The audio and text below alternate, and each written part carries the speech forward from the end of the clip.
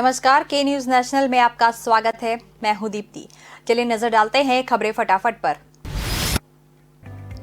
पश्चिम बंगाल की मुख्यमंत्री ममता बनर्जी दिल्ली दौरे पर थी। इस दौरान उन्होंने राजनयिक और सामाजिक लोगों से मुलाकात की। इसी कड़ी में ममता बनर्जी और मशहूर गीतकार और लेखक जावेद अख्तर भी मिले। दोनों के बीच करीब 40 मिनट तक चर्चा हुई। जावेद अख्तर के आवास पर हुई मुलाकात में उनकी पत्नी शबाना आजमी भी मौजूद थीं। परिवर्तन की आवश्यकता के बारे में बात करते हुए उन्होंने कहा कि बंगाल ने हमेशा क्रांतिकारी आंदोलनों का नेतृत्व किया है। जावेद अख्तर ने कहा कि सभी के लिए तो नहीं कह सकता, लेकिन व्यक्तिगत रूप से मुझे लगता है कि परिवर्तन होना चाहिए। लोकतंत्र स्थिर नहीं रह सकता। देश इस वक्त कई समस्याओं से जूझ रहा है। ध्रुवीकरण का मुद्दा हो या लोगों के भड़काऊ बयान, इन मुद्दों को लेकर देश में तनाव का माहौल है। देश में हिंसक घटनाएं रोज सामने आती हैं। ये शर्म की बात है कि दिल्ली में सांप्रदायिक दंगे हुए। Central board of secondary education ने 12वीं बोर्ड परीक्षाओं का रिजल्ट जारी किया। सुप्रीम कोर्ट ने यह रिजल्ट जारी करने के लिए 31 जुलाई तक की डेडलाइन दी थी। स्टूडेंट्स ऑफिशियल वेबसाइट के जरिए अपना रिजल्ट चेक कर सकते हैं। बोर्ड के तय दिए गए क्राइटेरिया के मुताबिक इस साल 12वीं का रिजल्ट 30-30-40 के फॉर्मूले पे तय किया गया है। मार्किंग स्कीम के मुताबिक 10वीं और 11वीं के 5 में से जिन 3 सब्जेक्ट्स में स्टूडेंट्स ने सबसे ज्यादा स्कोर किया होगा, उन्हीं को रिजल्ट तैयार करने के लिए चुना जाएगा। वहीं 12वीं के यूनिट, टर्म और प्रैक्टिकल एग्जाम में मिले अंकों के आधार पर तैयार किया जाएगा। सीबीएसई के बनाए पैनल ने 12वीं के छात्रों के मूल्यांकन के लिए 30-30-40 का फॉर्मूला तैयार किया है। अनुच्छेद 370 निरस्त होने की बरसी और स्वतंत्रता दिवस पर पाकिस्तान समर्थित आतंकी संगठन हमले की साजिश रच रहे हैं। इसको देखते हुए जम्मू में सुरक्षा कड़ी कर दी गई है। इसी को देखते हुए जम्मू में हाई अलर्ट जारी किया गया है। खुफिया इनपुट है कि आतंकी संगठन जैश ए मोहम्मद और लश्कर ए तैयबा आईईडी लगाकर जम्मू शहर में हमले की योजना बना रहे हैं, जिसमें धार्मिक स्थलों को निशाना बनाने की साजिश है। पाकिस्तान समर्थित आतंकी संगठनों जैश ए मोहम्मद और लश्कर ए तैयबा द्वारा सांप्रदायिक तनाव फैलाने के लिए मंदिरों पर हमले की योजना के बारे में खुफिया एजेंसियों से इनपुट मिलने के बाद जम्मू में हाई अलर्ट जारी किया गया है। ड्रोन से आईईडी गिराए जाने की हाल की घटनाओं से पता चलता है कि पाकिस्तान समर्थित आतंकवादी संगठन जम्मू में धार्मिक स्थलों के पास भीड़ भाड़ वाली जगहों पर विस्फोटक लगाने की कोशिश कर रहे हैं। देश में कोरोना वायरस संक्रमण के फैलने की रफ्तार का संकेत देने वाले आर फैक्टर में धीरे धीरे बढ़ोतरी हो रही है। केरल और पूर्वोत्तर के राज्यों के आर वैल्यू शीर्ष स्थान पर रहने से महामारी के फिर से सिर उठाने के बारे में चिंता बढ़ रही है। चेन्नई के गणितीय विज्ञान संस्थान के रिसर्चर्स के विश्लेषण में कहा गया है कि देश के 2 महानगरों पुणे और दिल्ली में आर वैल्यू के 1 के करीब है। आर वैल्यू या संख्या कोरोना वायरस के फैलने की क्षमता को प्रदर्शित करती है। देश में कोरोना संक्रमण की रफ्तार तेज हो रही है। कई राज्यों में कोरोना के मामले एक बार फिर तेजी से सामने आ रहे हैं। कोरोना के फैलने व बढ़ने मामलों को संकेत देने वाला आर फैक्टर में भी धीरे धीरे बढ़ोतरी हो रही है। चेन्नई के गणितीय विज्ञान संस्थान के रिसर्चर्स के विश्लेषण में बताया गया है कि जब कोरोना महामारी देश में अपने चरम पर थी, यानी जब देश में 9 मार्च से 21 अप्रैल के बीच टोटल लॉकडाउन लगाया गया था, तो 1.37 इसके रहने की उम्मीद थी। वहीं यह अप्रैल और 1 मई के बीच घटकर 1.81% हो गई। टोक्यो ओलंपिक से शुक्रवार को भारत के लिए शानदार खबर आई। महिला मुक्केबाज लवलीना बोरगोहेन ने 59 किलोग्राम वेट कैटेगरी के सेमीफाइनल में जगह बनाकर देश के लिए एक और मेडल पक्का कर दिया है। एक अन्य महिला मुक्केबाज Simranjeet Kaur 60 kilogram weight category में हारकर बाहर हो गई हैं। दूसरी ओर तीरंदाज दीपिका कुमारी क्वार्टर फाइनल मुकाबला हारकर मेडल की होड़ से बाहर हो गई हैं। महिला हॉकी ने आयरलैंड को 1-0 से हराकर क्वार्टर फाइनल में पहुंचने की अपनी उम्मीद कायम रखी है। शनिवार को भारत का सामना साउथ अफ्रीका से होगा। तीनों राउंड में लवलीना ने प्रतिद्वंदी मुक्केबाज को टिकने नहीं दिया। पहले राउंड में 5 में से 3 जजों ने लवलीना के पक्ष में फैसला सुनाया। दूसरे राउंड में सभी 5 जजों ने लवलीना को विजेता पाया। तीसरे राउंड में 4 जजों ने लवलीना को बेहतर बताया। इस तरह लवलीना ने 4-1 से मुकाबला जीता। अंतरिक्ष में एस्ट्रोनॉट्स के घर इंटरनेशनल स्पेस पर गुरुवार को बड़ा हादसा टला। यह अपनी कक्षा में जिस जगह फ्लाइट पोजीशन में रहता है वहां से 45 मिनट के लिए हटा रहा। बाद में नासा के कंट्रोल सेंटर्स में मौजूद फ्लाइट टीम में कंट्रोल थ्रस्टर्स की मदद से स्टेशन को उसकी जगह पर पहुंचाया। उन्होंने बताया कि इस घटना के पीक पर स्टेशन आधा डिग्री प्रति सेकंड की गति से अपनी जगह से हट रहा था। यह घटना रूसी लेबोरेटरी मॉड्यूल नाउका में तकनीकी खामी की वजह से हुई। नाउका हाल ही में आईएसएस से जुड़ा था।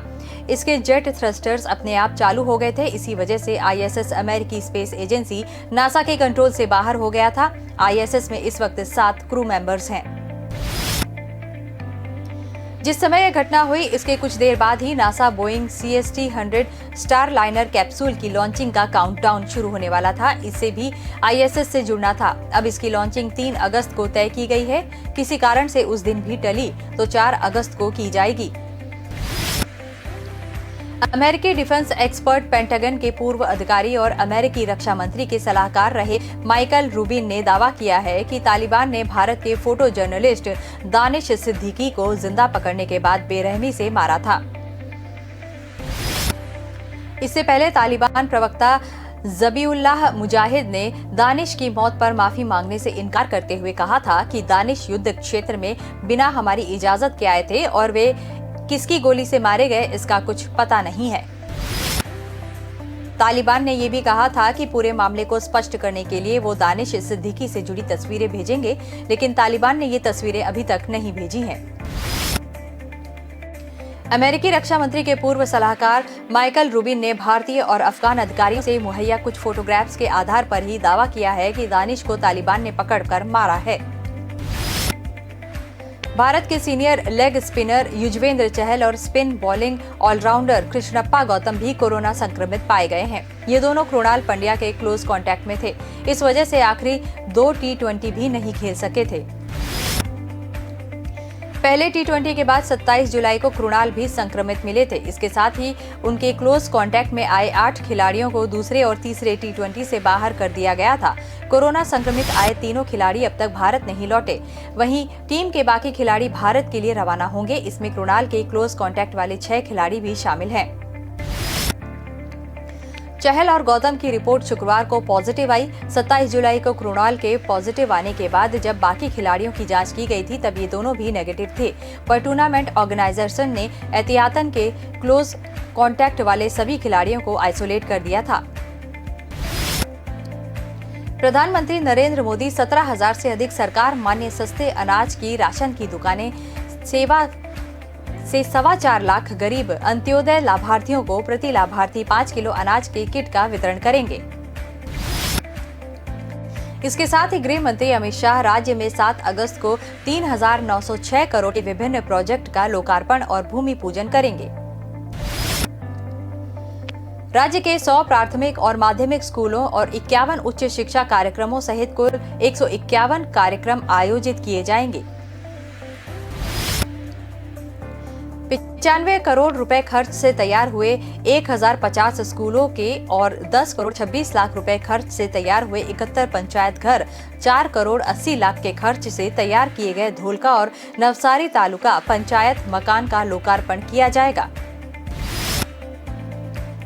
ऑस्ट्रेलिया ने भारत को 14 कलाकृतियां लौटाने का फैसला किया है। इनमें से 6 ऐसी हैं जो या तो चोरी हुई हैं या अवैध रूप से एक्सपोर्ट की गई हैं। ऑस्ट्रेलिया से आने वाला कलेक्शन धार्मिक और सांस्कृतिक कलाकृतियों का है। इनकी कीमत $2.2 मिलियन है। कैनबरा गैलरी के डायरेक्टर निक मिटजेविच ने कहा है कि ये आर्टवर्क्स कुछ ही महीनों में भारत सरकार को लौटा दिए जाएंगे। ऑस्ट्रेलिया जिन 14 आर्टवर्क्स को लौटाने वाला है उनमें से 13 अंतर्राष्ट्रीय तस्कर सुभाष कपूर से जुड़े हैं। सुभाष कपूर अमेरिका में ऑपरेशन हिडन आइडल का आरोपी है। इस मामले में कपूर के खिलाफ मुकदमा शुरू होने वाला है। सुभाष कपूर के जरिए पहुंची कई भारतीय कलाकृतियों को ऑस्ट्रेलिया की नेशनल गैलरी पहले ही लौटा चुकी है। इनमें 27 करोड़ रुपए की भगवान शिव की कांसे की प्रतिमा भी शामिल है, जो कि तमिलनाडु के एक मंदिर से चोरी हुई थी। केंद्रीय कर्मचारियों का महंगाई भत्ता बढ़ने के बाद भी उनके हाउस रेंट अलाउंस में बढ़ोतरी पर ग्रहण लग सकता है। मोदी सरकार ने बीते दिनों डीए बढ़ाने के बाद उनका एचआरए भी रिवाइज कर दिया है, लेकिन अगस्त के वेतन में एचआरए बढ़कर आएगा या नहीं, इस पर संदेह है। एचआरए न बढ़ने का कारण सिस्टम में पड़ा पुराना रेट है। इस बारे में confederation of central government employees and workers के सेक्रेटरी जनरल ने additional controller general of accounts Dharitri Panda को चिट्ठी लिखी। लेटर में उन्होंने कहा कि एचआरए बढ़ने के बाद भी कई विभागों में अब तक कंप्यूटर सिस्टम में एचआरए के नए रेट को अपडेट नहीं किया गया है। फाइनेंस मिनिस्ट्री ने शहर के हिसाब से 27%, 18% और 9% हाउस रेट अलाउंस किया है। ये वर्गीकरण XYZ क्लास के शहरों के हिसाब से होगा।